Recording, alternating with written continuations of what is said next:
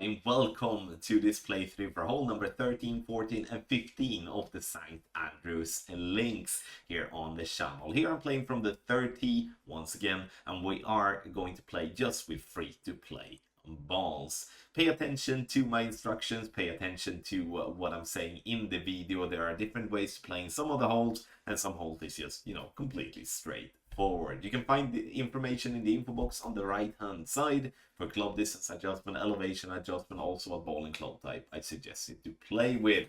For those of you that do want to have even more fun, scan the QR code on the screen or go directly to patreon.com/golfclashtommy. There you can find our premium guides. We have thousands of players waiting on digging into the St. Andrews and have some fun. So it doesn't matter if you're a player that is just winging it or if you're a player that are looking into very, very fine details. You will find some knowledge and you'll find useful information in our ultimate tournament text guides. Now, let's go to hole number 13.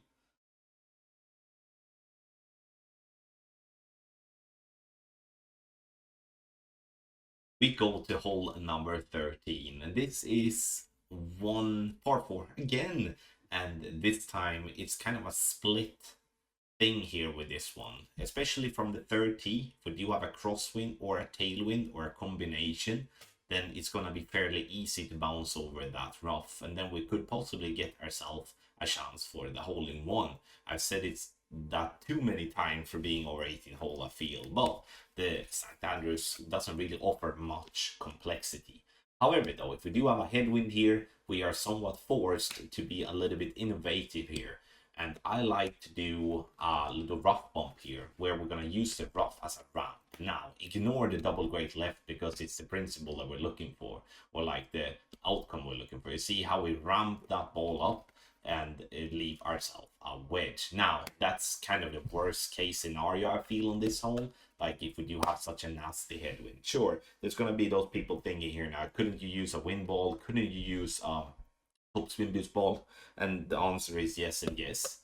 We're keeping the video free to play, but most definitely if you are inclined to use a paid ball, you are definitely open up for other possibilities in headwind here. So definitely something to consider if you are a player like that. Now the wedge is a long one though. I don't like wedges like this. I rather have a short iron from min, to be honest. Here I'm adjusting very little compared to what I should, or not very little, but I adjust less than what I should. I do judge this to be 25% elevation for this particular wedge. It's a bit of an awkward one. It looks very much uphill, but it's rather played, the other way around, that is placed a little bit more downhill. For me, at least, it did. You see how high we go up there in the air, and the pin stands on the lower ground to where we were being from or shooting from. So hole number 13, another par 4, but definitely one that we should be going with the eagle. But it is a little bit exciting to think about. Let's say we have a good wind here, and the hole in one most definitely is in play.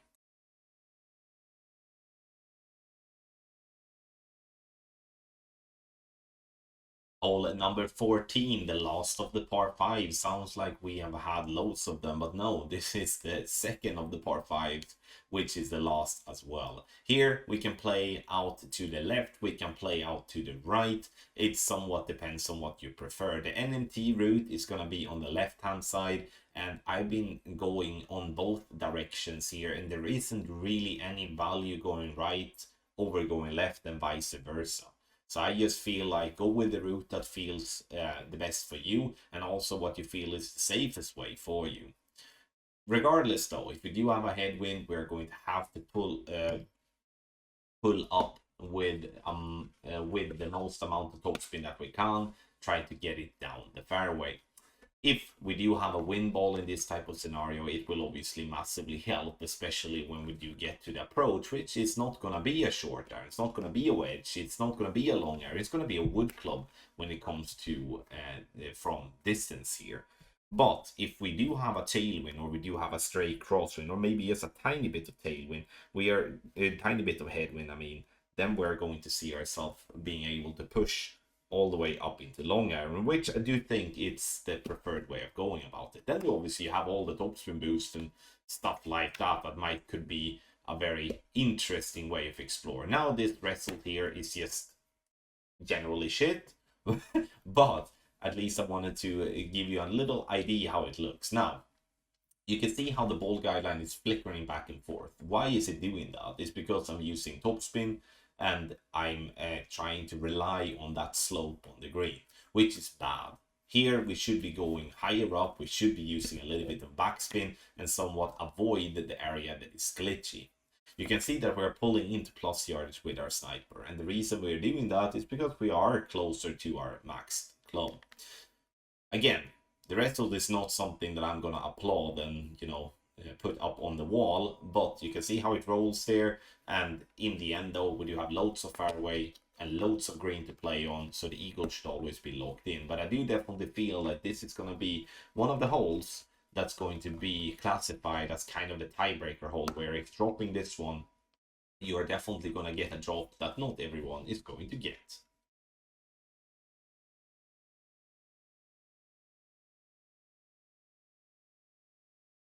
On hole number 15, we are going to play another par 4, and we do have a par 4 that's a little bit longer. However, though, when we are looking at this, we're going to look at this as we have been doing into, you know, quite a few other holes, which is like, if we do have a nasty headwind like this, it's either to use some sort of a paid ball, preferably with a topspin boost, to be able to get yourself to the green or by the green. I'm not entirely sure that it is possible though with this type of headwind, but it's something to possibly explore if you have that equipment to use. But otherwise, we're going to have to lay up.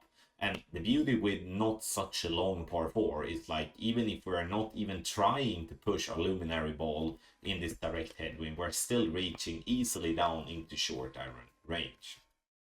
And I feel like in scenarios like this, when you could, sure, go full blast with a very shaky needle, the problematic thing you have there is that you're probably going to put yourself like in between clubs, where you're either going to have a super long wedge, or you're going to have to go with a lot of backspin with your thorn, or whatever short iron you prefer to use. So I like to go in a more controlled way like this, trying to have like a min to a mid type of short iron, and then we rely on our skills from distance. But it all depends on what type of player you are, because some players do like to just, you know, push it as far down as possible, and I will take my chances from wherever position I may be in.